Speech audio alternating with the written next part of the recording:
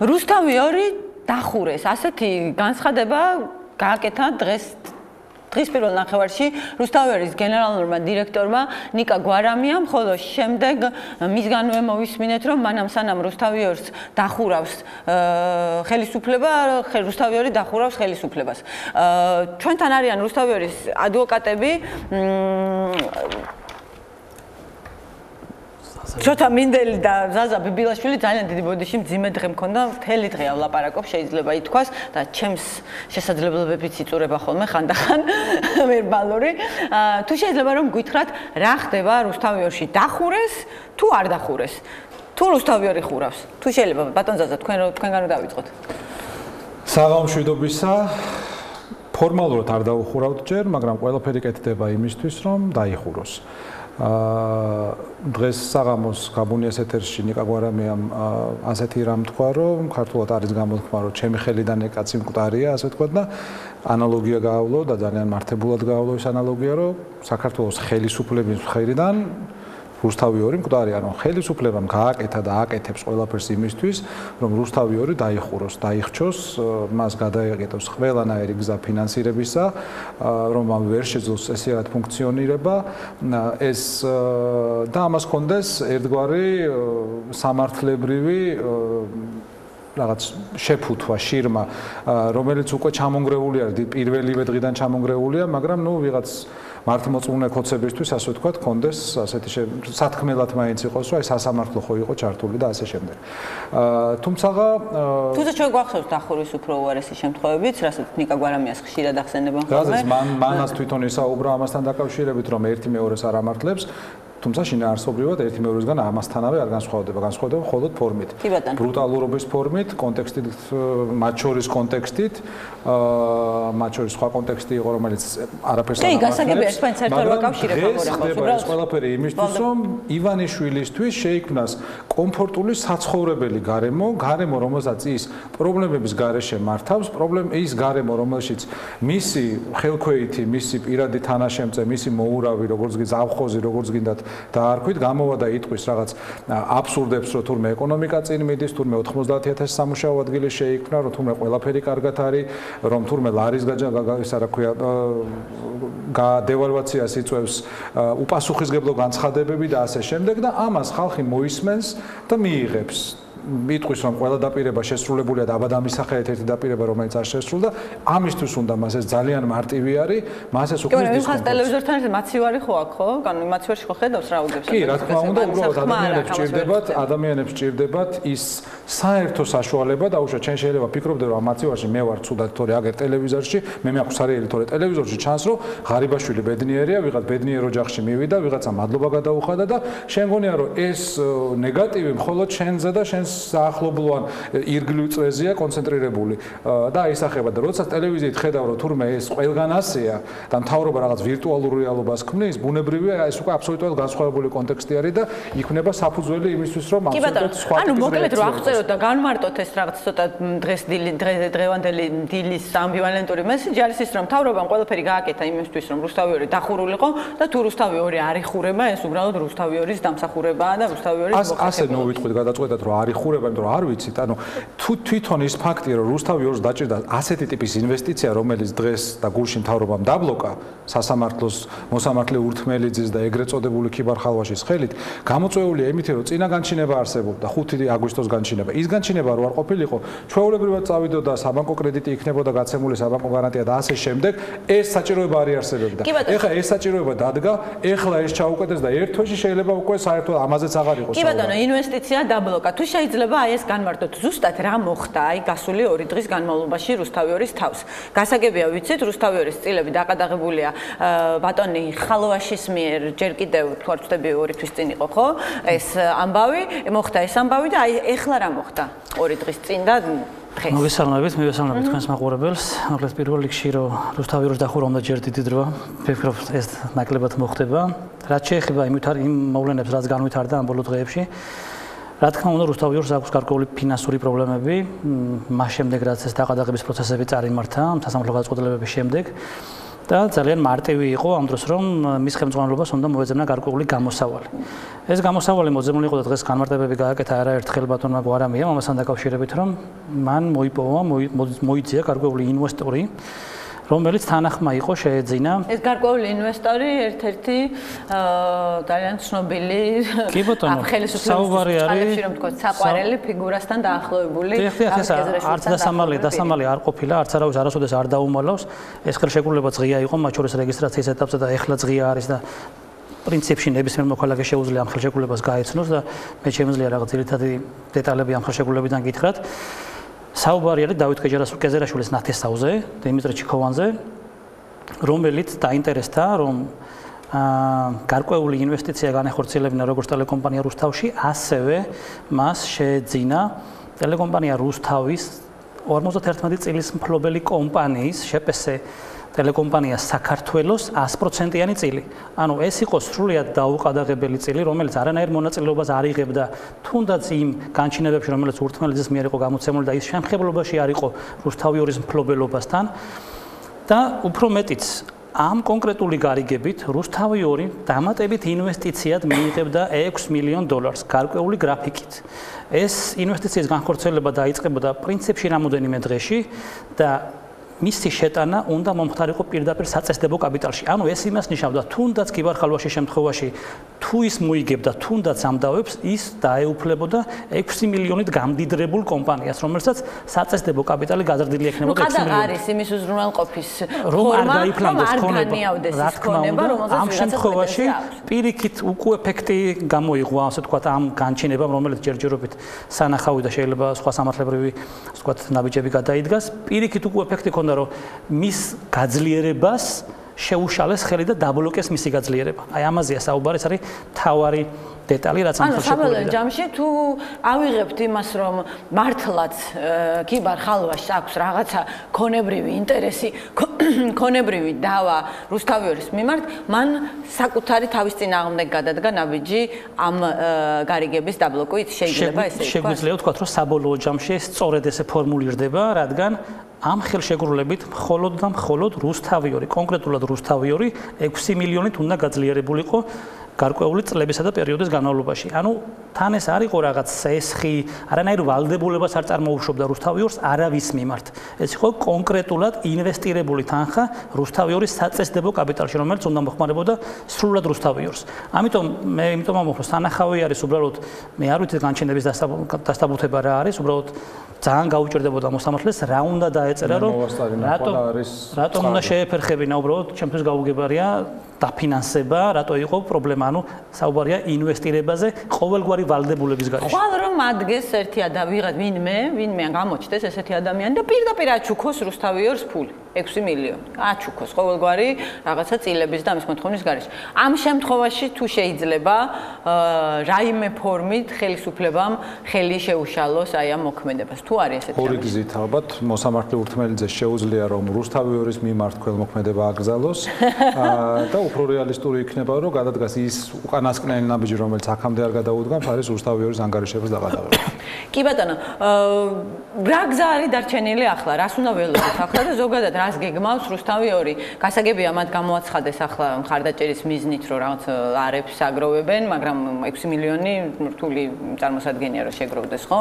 ქართველი ხალხის შემოწირულობებით. თუ შეიძლება რომ გითხრათ რა გზას ხედავთ რუსთავი 2 საკუთარი თავის გადასარჩენად? კი ბატონო, ერთი ნაბიჯით უკან თუ დავიწყოთ, თუ შეიძლება ესე იგი ამ გუშინდელი და გუშინწინდელი და დღევანდელი მოვლენებიდან გამოჩნდა ორი ძალიან მნიშვნელოვანი ფაქტი, ის ფაქტი, რომელიც პრინციპში აქამდეც ნათელი იყო ნებისმიერი კეთილსინდისიერი დამკვირვებლისთვის და ეხლა უკვე არა კეთილსინდისიერისთვისაც, მე მგონი არა ობიექტურისთვისაც ნათელი უნდა იყოს. ერთი ის რომ რუსთავი 2-ის წინააღმდეგ გამოდის არანაირი ქიბარხალვაში, ეს არის ბიძინა ივანიშვილი, რომელიც უბრალოდ ქიბარხალვაშსად და მისი სახელითა და მაისურით ასპარეზობს, ანუ ის არა მხოლოდ დამკვეთი არის, არა ის არის, ვინც არა ის პიროვნება, რომელიც სასამართლოზე ზეწოლას ახორციელებს, არამედ უშუალოდ თვითონ არის დაინტერესებული ამაში. და ის რომ მისი ხელისუფლება, ამ ხელისუფლების ხელისუფლების ყველა შტო ყოველ შემთხვევაში ჯერჯერობით ჩვენ ახეთ იუსტიციის სამინისტრო, საჯარო რეესტრი, სასამართლო ხელისუფლება ძალიან სამწუხაროდ, ამაში ჩართული არის ძალიან ორკესტრირებულად მოქმედება. როგორ გაიგო ბატონმა სალიარი თუ არ ვწდები ხო ბატონ ქიბარ ხალვაშის ადვოკატი. როგორ გაიგო ბატონმა სალიამ დავით კეზერაშვილიც ჩემი მეგობარია, ნიკა გვარამიაც ჩემი მეგობარია, დიმიტრი ჩიქოვანი ჩემ თვალწინ გაზრდილია საერთოდ, ჩემი დის მეგობარი არის. შესაბამისად ყველა ადამიანს მისთვის მე არ მქონდა წარმოდგენა ამ ხელშეკრულების შესახებ, მით უმეტეს დეტალების შესახებ. საიდან იცის ქიბარ ხალვაშის ადვოკატმა რომ წერს ხოლმე? ეს თეორიულად შესაძლებელია რომ მას ცოდნოდა, თუმცა პრაქტიკულად ეს არის შეუძლებელი. პრაქტიკულად ამის ერთადერთი გზა არის ის, რომ მაშინ, როდესაც რეესტრში შევიდა განაცხადი ამ ტრანზაქციის რეგისტრაციის თაობაზე, ბუნებრივია არსებობს ისეთი გარიგებები, რომელიც პირდაპირ მიდის მაღლა და საბოლოო ჯამში ზოგი მიდის იუსტიციის მინისტრის დონეზე, ზოგი უკვე ცხადია რუსთავიორის თემა ნებისმიერი. იუსტიციის მინისტრის დღეს ნახდათ არეცალა ამისთვის, მაგრამ ზოგი თემა ვიძახი. თემა რომელიც ნამდვილად მიდის სოლოლაკში და შესაბამისად მე ბრუნდება ხო და ეს დადასტურდა რომ ამ შემთხვევაში არის ის რაც კონცენტრირებულად და ერთობლივი ძალისხმევით ორკესტრირებულად მოხდა. მაგალითს მოგიყვანთ ესე იგი განაცხადი ფორმალურად ეს ყველაფერი წინა ხელისუფლების დამსახურებით ყველაფერი ელექტრონულად არის სამწუხაროდ ალბათ დღევანდელი ხელისუფლებისთვის ჯერ ამის დანგრევა ვერ მოასწრეს. 3-ის ნახევარზე არის შესული დღეს განაცხადი გუშინ უკაცრავად განაცხადი სასამართლოში იმის თაობაზე რომ მომხდარიყო დაყადაღება. თქვენ რეესტრში შეხვედით გუშინ წინ, ხო? ანუ რეესტრმა აღმასრულებელებს დეტალებს გეტყვით ზუსტად, იმიტომ რომ ჩემი გაკეთებულია ეს ყველაფერი. კი ბატონო, მაშინ დაასრულოს. ეს კიდე ცალკე აბსოლუტურად დაასრულოს ზაზამ და ამას კითხავთ როგორ მოხდა ეს თვითონ აი რაც შეეხება ამ ყადაღის ნაწილს, ესე იგი გუშინ 3-ის ნახევარზე მიმართეს რეესტრს. ამ დროს მოსამართლე ურთმელიძეს აქვს 4 საქმე ჩანიშნული. 3-ის ნახევარზე შედის კანცელარიაში განცხადება, ეს კანცელარია ეწერება შემდგომ ურთმელიძეს. ურთმელიძე წდება ამ თავის 4 საქმეს, მიუხედავად იმისა, რომ არანაირი საფუძველი ამის სამართლებრივად არ გააჩნია, მას აქვს 24 საათიანი ვადა, შეუძლია ეს საღამოს გააკეთოს, მით უმეტეს იმ პროცესზე არის უკვე შესული, ხო, 4 განსხვავებული პროცესი აქვს. წდება ამ პროცესებს, ეცნობა საქმის მასალებს, რწმუნდება იმაში, რომ ეს უნდა დაკმაყოფილდეს ეს განჩინება, ეს შუამდგომლობა აკმაყოფილებს მას და 6-ის ნახევარზე, ანუ შეტანიდან ზუსტად 3 საათში განცხადებელი განჩინებით და საახსრუებო ფურცლით უკვე გამოცხადებული არის. ევროპის საბჭომ დღეს მსგავსი მოსამართლე ბაზრის მოსამართლებად მოიხსენია, ანუ საბაზრო მოსამართლებად, როდესაც ხელისუფლებას ყავს თავისი მოსამართლეები და მისთვის საინტერესო საქმეებზე აი ამ ბაზრის პრინციპით არჩევს. ანუ შეიძლება ეს ერთ-ერთი ბაზრის მოსამართლეზეა საუბარი ამ შემთხვევაში. ანუ შერჩეული ყავს ეს ურთმელიძე შემჩნეულია ზოგადად ხელისუფლებისთვის საამებელი გადაწყვეტილების გამო. სხვა შემთხვევაში მე პირადად ვერ გეტყვით, მაგრამ ის რაც მან გააკეთა ბოლო 2 თვის განმავლობაში რუსთავიორის საქმეზე, ნიშნავს რომ მას პროფესიული მომავალი არ აქვს და ვერ ექნება. თუმცა შეიძლება მას ჰქონდეს მომავალი ბიზნესში იმ საქმიდან გამომდინარე და იმიდან გამომდინარე თუ რას და რის ფასად თანაინვესტირების ფონდი მაგალითად რისი ვარაუდი საფუძველიც არსებობს, მას შეიძლება ბიზნესისთვის აღმოეჩინოს ძალიან მსხვილი თანხები. კი ბატონო, და რეესტრის ამბები როდის გაიგო საქართველოს აღმასრულებელმა ხელისუფლებამ ძალიან ვიწრო წრისგან იმ ადამიანების, მე როგორც მივხვდი, იმიტომ რომ ისეთმა ადამიანებმა არ ვიცოდით, რომ ესე იგი ძალიან ვიწრო წრე მიცოდა, როდის გაიგო აღმასრულებელმა ხელისუფლებამ მსგავსი გარიგების არსებობის შესახებ? აბსოლუტურად მართალი ხართ, ამ გარიგების თაობაზე იცოდა სულ რამოდენიმე ადამიანმა, ვინც ვიყავით კონკრეტულად ჩართული ამ გარიგებაში, სხვა არავინ არ იცოდა ამის თაობაზე. გარიგება დაიდო 29-ში და ჩვენ 29-შივე მიმართეთ საჯარო რეესტრ რეგისტრაციისათვის ჩვეულებრივი პროცედურაა. ნების გამოვლენის შემდეგ, როცა ერთი მხარე რაღაცას კიდულობს და მეორე ყიდის, ამას სჭირდება საჯარო რეესტრში რეგისტრაცია. რეგისტრაციისთვის მიმართეთ საჯარო რეესტრ 29 რიცხვში, დათმობრივად დაჩქარებული წესით ეს სერვისი არსებობს, ვიცით ყველამ. და 29-ში დღის ბოლოს 23 საათზე და 54 წუთზე ვიგებთ, რომ დადგინდა ხარვეზი. 23 საათი და 45 წუთი, ანუ ნიშნავს იმას, რომ სამუშაო არასამუშაო დროსაც. რა თქმა უნდა და ეს შეეძლოთ მათ უბრალოდ ვადა ქონდათ 12 საათამდე და 12 საათამდე რამოდენიმე წუთით ადრე გახდა ცნობილი, რომ დაადგინეს ხარვეზი. ეს იყო თუ ჩემი ოდნავ მაინც დაგეჯერებათ ჩემი კომპეტენციის სრულიად თითიდან გამოწვეული ხარვეზი, რომ თითქოს მინდობილობა რომელიც გაცემული იყო ჩემზე იყო პრობლემატური, რადგან არ იყო სიტყვა წყობა მოხსენიებული შიგნით, რომ მე უნდა შემეძინა გარკვეული ქონება თქვენ შეგიძლიათ ჩიქოვანის სახელით. თქვენ გააქვთ რა ან გინახავთ იმავე ტექსტით შედგენილი მინდობილობა, რომელიც რეესტრს უპრობლემოდ გაუტარებია? რა თქმა უნდა, არაერთი და პირდაპირ გეტყვით, ეს ჩემთვის არ არის რეესტრთან კომუნიკაციის ან პირველი, ან მეათე, ან მეასე შემთხვევა. ჩემი სახელით და გვარით ამ პირადი ნომრით რომ ნახოთ, ეს შეიძლება 100-ზე გაცილებით მეტი იყოს. საინტერესო იქნება რომ შევადაროთ ტექსტები ამ შემთხვევაში რა ტიპის თავისუფლად შესაძლებელია და ეს პირდაპირ შეგვიძლია თვითონ ნოტარიუსის ტექსტებითაც ავიღოთ რა. ნოტარიუსებს ამაზე უარესი ტექსტებიც აქვთ, მაგრამ პრობლემები არ შექმნილა. ერთი რომ სიტყვა წყობა მოითხოვეს და ჩათვალეს რომ ნებისმიერი ოდენობის წილზე მქონდა გარიგების დადების უფლება, მაგრამ მაინდა-მაინც სიტყვა 100% უნდა ყოფილიყო ნახსენები, იმიტომ რომ ნებისმიერი თურმე არ მოიცავს 100%-ს.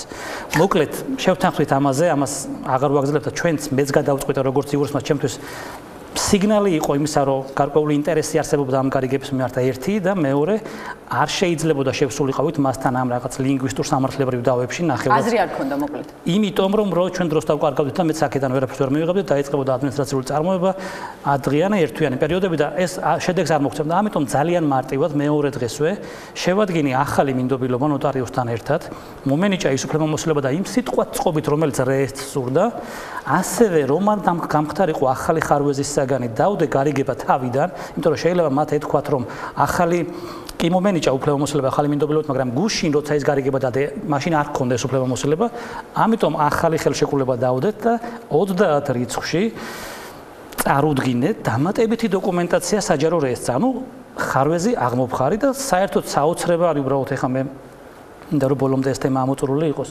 დღეს გაავრცელა დღის ბოლოს განცხადება საჯარო რეესტრმა, აი მართლაც საოცარი განცხადება, რომ ამ მომენტისათვის სააგენტოში არ არის წარმოდგენილი სათანადო დოკუმენტი, რომელიც გამოასწორებს მინდობილობისათვის კანონმდებლობით დადგენილ ხარვეზს. აი სიცრუე ბევრნაირი მინახია, შელამაზებაც მინახავს, აი ბევრი რამე მინახავს და შეიძლება არც გამკვირვებოდა, მაგრამ მათ მიერ გაკეთებული დოკუმენტია განცხადების მიღების ბარათი, სპეციალური, სადაც ჩვეულებრივ წერია. ვინ არის საჯარო რეესტრის ხელმძღვანელი ახლა? დავადგენთ. მოკლედ წერია, მაგრამ თავარი აქ არ არის ის რომ ვინ იღებს გადაწყვეტილებას ამ წუთში ეს არის თავარი და არა ეს გასაგებია, მაგრამ ასრულებს ხო ვიღაცა ამ ყველაფერს? სალსახად წერია რომ მე 30 სექტემბერს 15 საათზე 45 წუთსა და 30 წამზე ჩავაბარე შოთა მინდელმა კონკრეტულად მინდობილობა აი ამ და ამ ნომრით, ნასყიდობის ხელშეკრულება და პირადობის მოწმობის ასლი. თვითონ მათ მიერ გაცემული დოკუმენტია და ამბობენ რომ ჩვენ 29-ის მერე თვითონ კომუნიკაცია საერთოდ არ გქონია, არაფერი არ მიგვიტანია მათთან.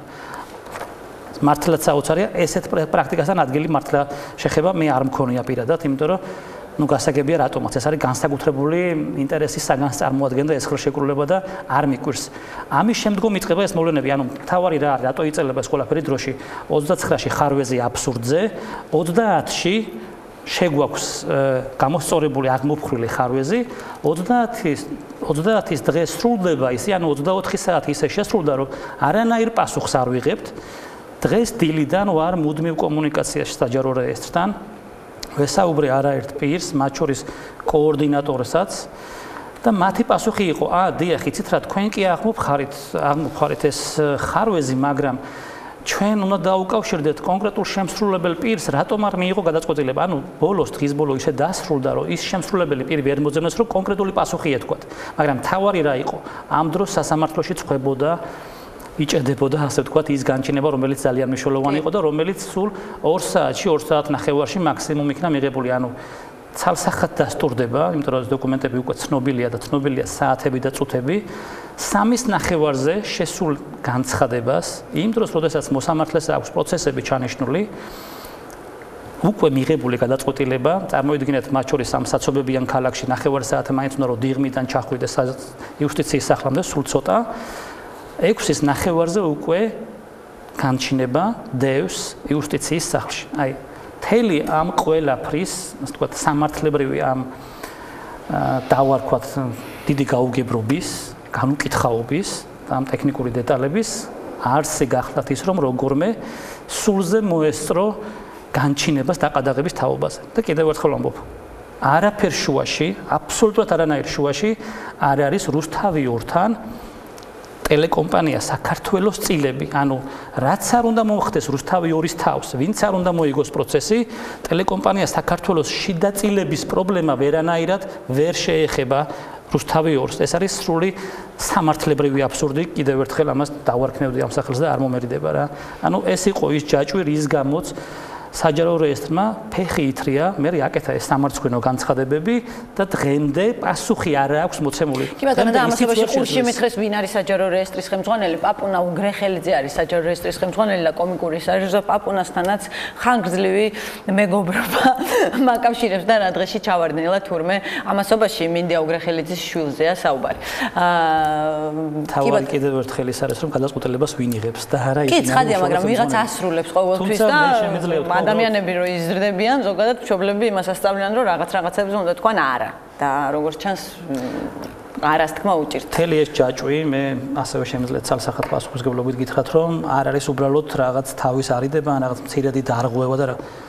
კონკრეტულად სისხლის სამართლის დანაშაულის ნიშნებს შეიცავს. მათ შორის ამ განცხადების ავტორიც თანამონაწილეა ამ სისხლის სამართლებრივი ქმედებების და უბრალოდ გამახსენდა ამ განცხადებაზე, რომ ერთი განცხადებისა არ იყოს, რომ მინისტრთან არ იყო შეთანხმებული და მინისტრმა არ იცოდა კონკრეტული განცხადების თაობაზე, რომ მე რომ არ გამოდგეს დარწმუნებული ვარ, რომ ეს ხელმძღვანელობასთან შეთანხმებული იყო ეს განცხადება, რაც დღის ბოლოს გამოქვეყნა საჯარო რეესტრმა, რაც სრულიად სამარცხვინოა კიდევ ერთხელ. კი ბატონო, და რუსთაველის გეგმა რა არის ამ შემთხვევაში ადვოკატების სამართლებრივი გზა და ალბათ ნიკა გვარამიასთანაც მექნება ამ დღეებში შესაძლებლობა, რომ ზოგადად მათ გეგმებზე ვისაუბრო, როგორ აპირებენ იმ პრობლემების დაძლევას, რაც წინაყადაღამ შეუქმნა. იმიტომ რომ მე როგორც ვხვდები, წინაყადაღის შედეგად ის აკრედიტო ხაზი, რაც მათ ფინანსური ფლექსიბილურობის შესაძლებლობას აძლევდა, რომ ეს ფინანსური ნაკადები დაერეგულირებინა, ეს შესაძლებლობა მოესპოდა, ამიტომ გახდა საჭირო ინვესტორის მოძიება. მე როგორც ვიცი. თუ შეიძლება სამართლებრივად როგორ ხედავთ მომავალს ამ შემთხვევაში, ამ სახელმწიფოში და შემდეგ თუ იცით რუსთავ ვიორი რას აპირებს. ერთ მოკლე კომენტარს ვიტყვი შოთას ნათქვამზე, შოთამ ბევრი ლაპარაკა და ძალიან მართებულად ილაპარაკა საჯარო რეესტრის მართლაც სამარცხვინო განცხადებაზე. ამ ტიპის დეგრადაცია სახელმწიფო და საჯარო უწყებებისა შეიძლება აი ამ ბოლო მოვლენების ფონზე უწოდოთ აი რაღაც ტურავას სინდრომი ან ტურავას სტანდარტი, როდესაც ხდება რაღაც პირველკლასელი ოროსნის ტიპის ქცევა, როდესაც ძალიან მარტივად შეიძლება ადამიანი ან უწყება გაიშიფროს ტყუილში, ეს სპინიც არ არის, როგორც ჩოთამ მოგახსენათ, ეს არის ელემენტარულად იქვე გადამოწმებადი ტყუილი, რომელიც უბრალოდ არ უნდა იკადროს და სახელმწიფო უწყებების მხრიდან ეს ნიშნავს, რომ სრულად მოშლილი არის სისტემა. რაც შეეხება კონკრეტულად რუსთავ ვიორის გეგმებს, სამართლებრივ ნაწილში ჩვენ ძალიან მარტივად გვაქვს საქმე, იმიტომ რომ არჩევანი გვაქვს ძალიან ცოტა. სამართლებრივად ჩვენ ეს უნდა გავასაჩივროთ, ჩაბარებიდან 5 დღის ვადაში, ჯერ ფორმალურად არ ჩაგუბარებია. შემდგომ არსებობს ვადები დაახლოებით 1 თვემდე ხდება პირველივე ინსტანციაში იგივე მოსამართლის მიერ ამ საჩივრის განხილვა, არანაირი ილუზია არ გვაქვს იმისა, რომ ეს დაკმაყოფილდება იმ მოსამართლის მიერ, რომელმაც აი ესე 2 საათში ამხელა გადაწყვეტილება მიიღო, შემდგომ მიდის სააპელაციო სასამართლოში, რომელსაც თავის მხრივ აქვს 2 თვის ვადა. უკეთრო წარმოვიდგინოთ, ჯერ სააპელაციოს ის განჩინებაც კი არ განუხილავს ის საჩივარი, რომელიც შესული არის 5 აგვისტოს განჩინებასთან დაკავშირებით. ანუ ჯერ ისიც კი არ არის განხილული, ამას ოდესმე გავასაჩივრებთ, ეს დღეიდან 3 თვეში შეიძლება იყოს განხილული, როდესაც ძალიან გვიან too little too late როგორც იტყვიან, ესე იგი და აღარ იქნება რელევანტური ვინაიდან რუსთავ ვიორისთვის შეიძლება ამას უკვე აღარ კონდეს მნიშვნელობა პრაქტიკული თვალსაზრისით.